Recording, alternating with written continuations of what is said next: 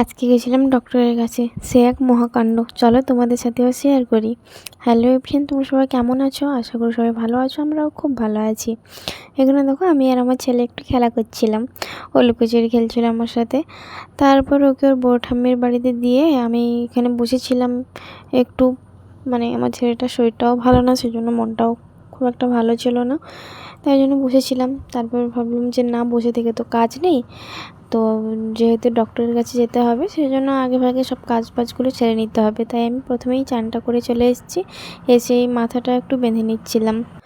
মা সকালেই সবার জন্য রান্নাবান্না করে রেখে দিয়ে গেছে, সেজন্য আমার ওই ঝামেলাটা আর নেই।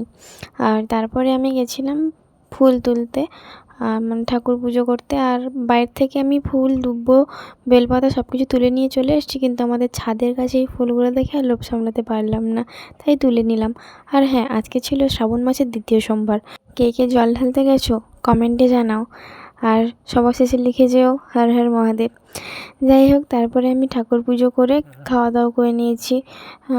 আর আমার ছেলে ছিল ঘুমিয়ে, তাই জন্য আমি খাওয়া দাওয়া করে নিয়েছি। আর এতগুলো জামা কাপড় ছিল, সব কিছু মেলে রেডি হয়ে চলে গেছিলাম ডক্টর দেখাতে।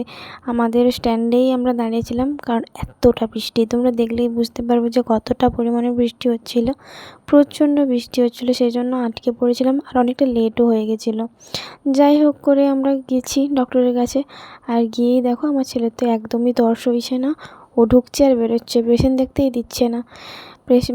ডক্টরকে দেখিয়ে বাইরে বেরিয়েছি, ও পুরো রাস্তায় হাঁটছে। এতটা দুষ্টুমি করেছে না কালকের বলার বাইরে। ওকে নিয়ে কোথাও বেরোনোটা না অনেকটা চাপের হয়ে গেছে।